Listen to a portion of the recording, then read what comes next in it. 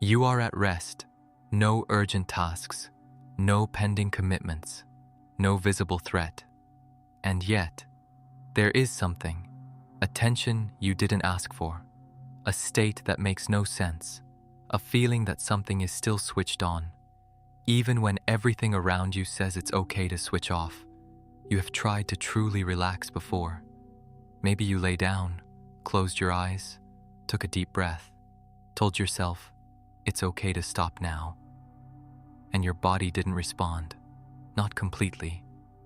There was still something active, something that kept going, as if relaxing were an instruction the system simply didn't process. This is not a lack of effort. This is not weakness. And it is not something you are doing wrong. It is something the system learned to do. And understanding how this works completely changes the way you see what you're feeling. Because the real question is not, why can't I relax? The real question is, why doesn't the system recognize that it can? There's a difference between being safe and feeling safe. That might sound simple, but it is one of the most important distinctions in modern neuroscience. Because the nervous system does not respond to objective reality. It responds to the perception of safety, and perception and reality are not always the same thing. There is a mechanism in the nervous system called neuroception. This concept, developed by neuroscientist Stephen Porges, describes something specific: the automatic capacity of the system to detect safety or threat, without passing through consciousness. Before the mind understands what is happening, the system has already evaluated, already decided, already responded. This means you can rationally know that you are safe, and at the same time, the nervous system may not have received that signal. Not because something is wrong with you, but because neuroception does not operate through logic. It operates through patterns, through signals, through history, and through an evaluation system that is far older than conscious thought. Think about that for a moment. If the system decides before the mind perceives, then trying to relax through the force of thought is trying to convince a part of the system that doesn't listen to thoughts. It listens to something else, and that is the beginning of understanding why relaxing can feel so difficult. But there is more happening here, because it is not only neuroception. It is what neuroception does to the body when it cannot find the signals it is looking for. Imagine the system is constantly asking a silent question. Is it safe right now? It doesn't ask that question once. It asks it all the time, continuously, in the background. And when the answer is not a clear yes, the system does not assume everything is fine. It assumes it needs to keep monitoring, keep checking, stay prepared. This state of continuous monitoring doesn't appear as a clear thought. It doesn't appear as obvious anxiety. It appears as a background tension, a subtle sense that something is still unresolved, as if the system were waiting for a confirmation that never came. And here is something that changes everything. Relaxation is not a state you reach by deciding to relax. Relaxation is a response the system produces when it perceives enough safety. Not when you give the order, when it perceives. And if the system is not perceiving clear signals of safety, it simply does not produce that response. No matter how hard you try, no matter how much you want it, the signal does not travel top-down in this case. It travels bottom-up, from the body to the system, from the system to the mind.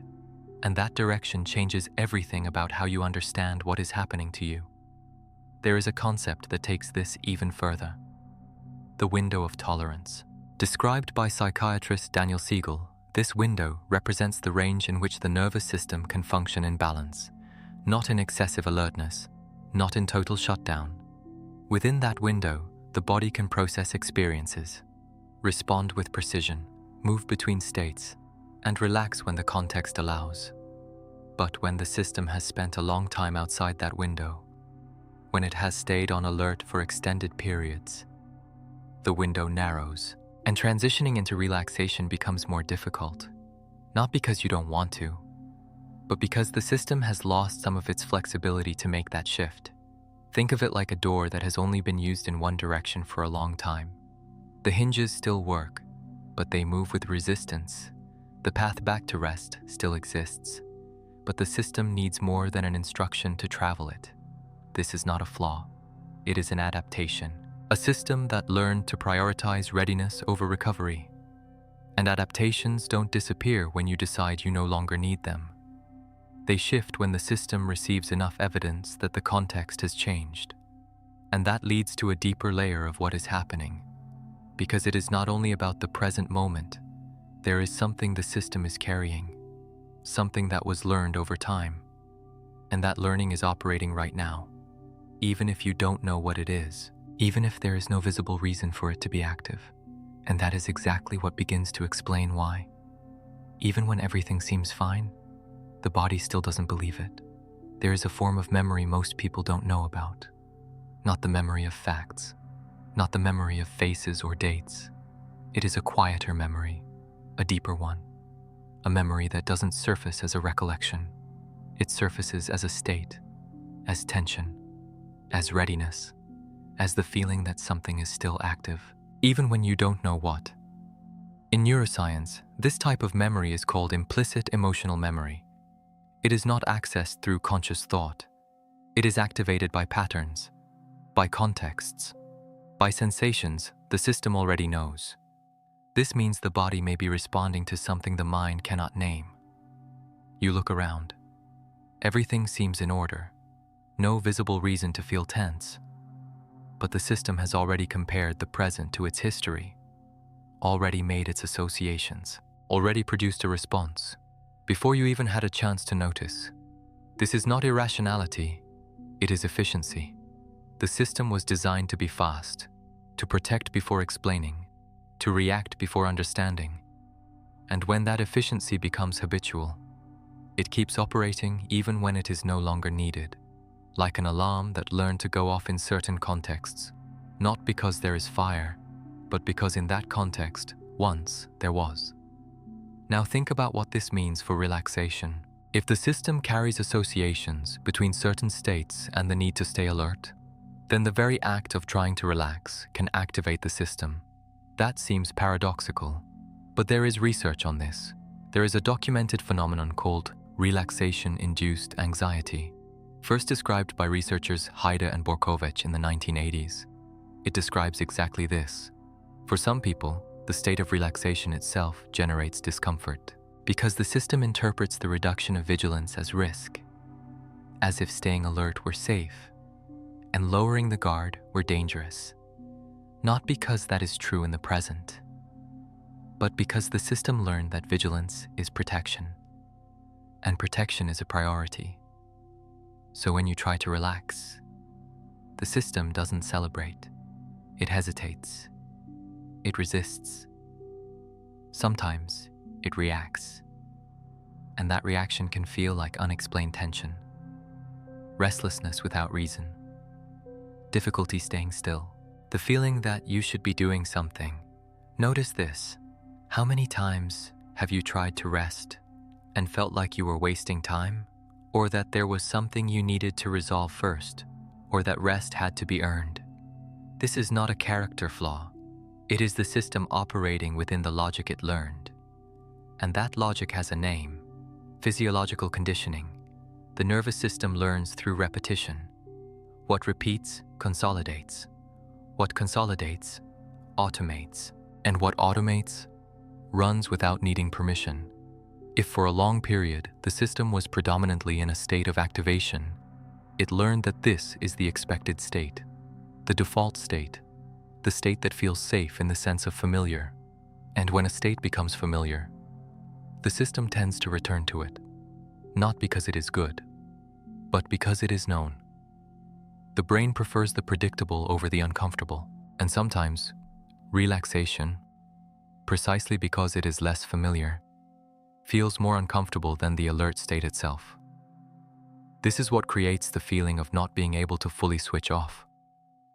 Not a lack of willpower. The system gravitating toward what it recognizes as normal. And here is something that deepens this mechanism even further. The body has what can be called a physiological set point, a kind of internal reference for what the habitual level of activation feels like. When the system has been on alert long enough, that set point adjusts, and alertness stops being the exception. It becomes the baseline, This has a very specific consequence. Moments of genuine calm don't feel normal. They feel strange. They feel suspicious, as if something were missing, as if the absence of tension were a signal that something is wrong. And that perception feeds the system back into alertness, not because there is a threat, but because calm itself has lost its familiarity. There is a concept that describes part of this dynamic with precision. It is called interoceptive intolerance.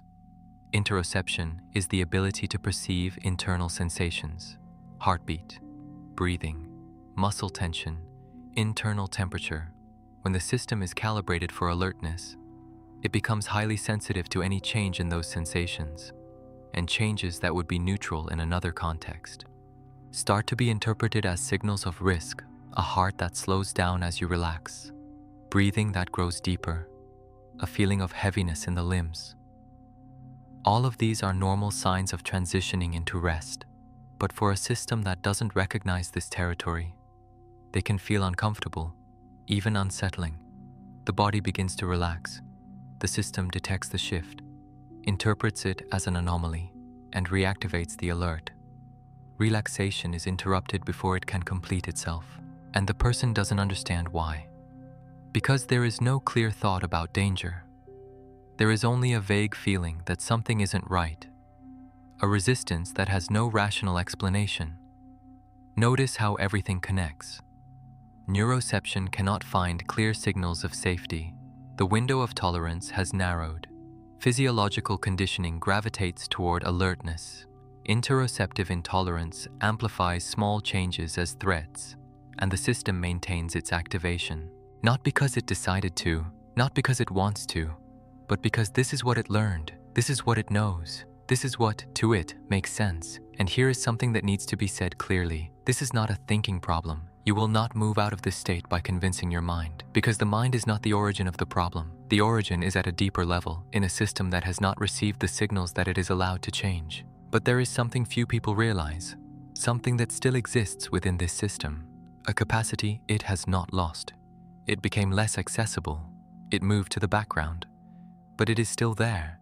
It is the capacity to recognize safety when it is presented in a way the system understands, not in a way the mind understands, in a way the system understands. And those are completely different things, because the system does not learn through words.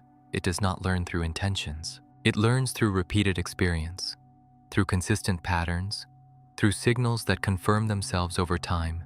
And when those signals arrive, the system begins to update its calibration, not all at once, not by decision, but gradually, the way any real learning happens. But here, there is a deeper layer still, one that explains why this state can last so long, why it can persist even when life seems objectively calmer, because it is not only about what the system learned, it is about something the system developed over time, a response structure that has been consolidating, layer by layer, experience by experience. And this structure has one specific characteristic. It does not disappear when the context changes. It stays active until it receives something the system interprets as sufficient to shift. And understanding what that something is what begins to change the relationship with this state in a real way, from the inside out. There is a system in the human body that most people know by name, but few understand by function. The autonomic nervous system. It regulates what you do not consciously control.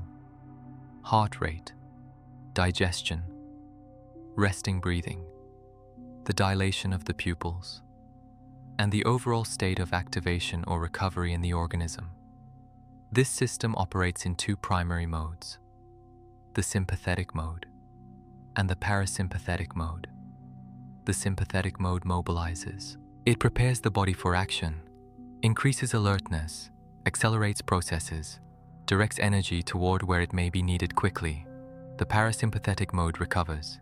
It reduces activation, restores, allows the organism to process, integrate, and rest in a real way.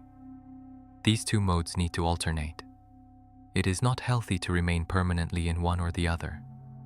The balance between them is what allows the body to function well over time. But here is the detail that changes everything. This alternation is not automatic in the sense of always being free. It depends on something.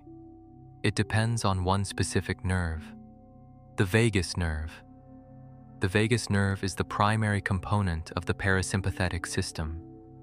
It connects the brain to almost every internal organ: heart, lungs, intestines, liver, and it functions as a two-way channel of communication.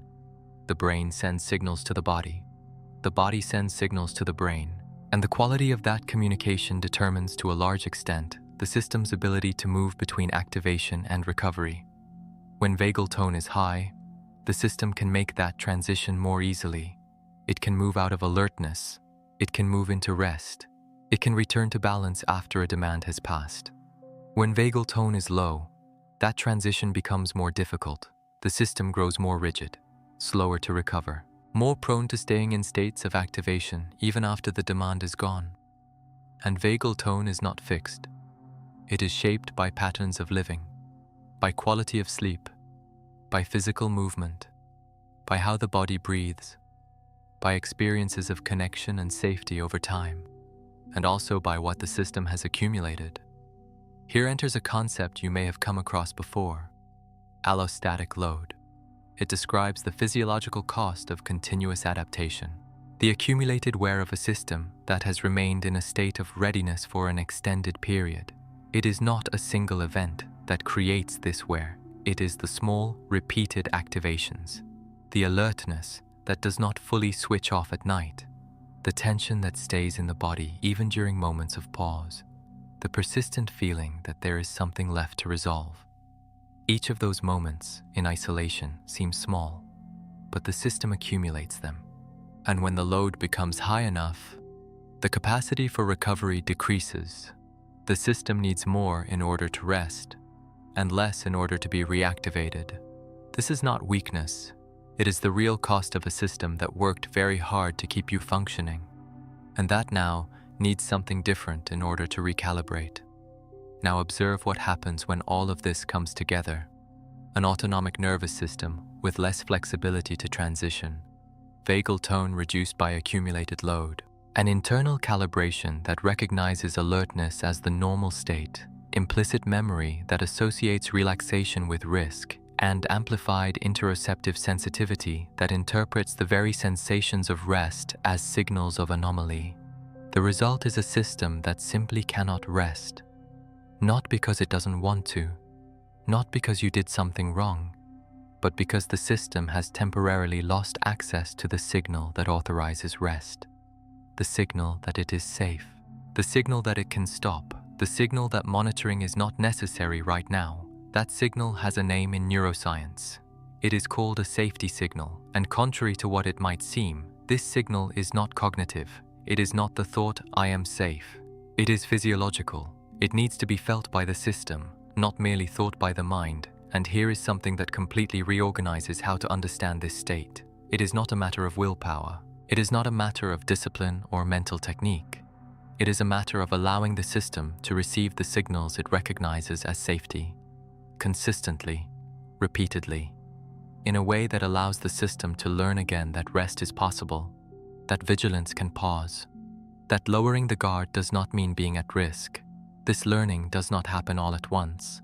It happens in layers, like any real process of change in the nervous system. Gradually, with time, with repetition, with patience for the system's own rhythm. And each time the system has a genuine experience of rest, each time it notices that it lowered its guard and nothing happened. It updates, slightly, but in a real way. The calibration begins to adjust. The window of tolerance begins to widen. The transition between alert and recovery begins to flow with less resistance. Not because you decided, but because the system accumulated enough evidence that it is safe to make that shift. This is neuroplasticity applied to the state of rest, the capacity of the nervous system to reorganize patterns based on new experience. It is not instantaneous, but it is real, and it is available. Now let a question stay with you for a moment. When was the last time you truly rested? Not your body lying down while your mind kept running. Not a pause between tasks, but a moment when the whole system, body and mind, felt that it could stop. If you cannot remember, that is not a failure. It is information about the state of your system. And information is the beginning of any real change. Because the system you have is not broken. It is responding exactly as it was conditioned to respond. With protection, with readiness, with the logic of something that learned to stay prepared. And when you begin to understand this, not as weakness, not as a problem, but as a pattern, as learning, as something the system did for a reason, something starts to shift in your relationship with this state, not through force, not through willpower, but through understanding.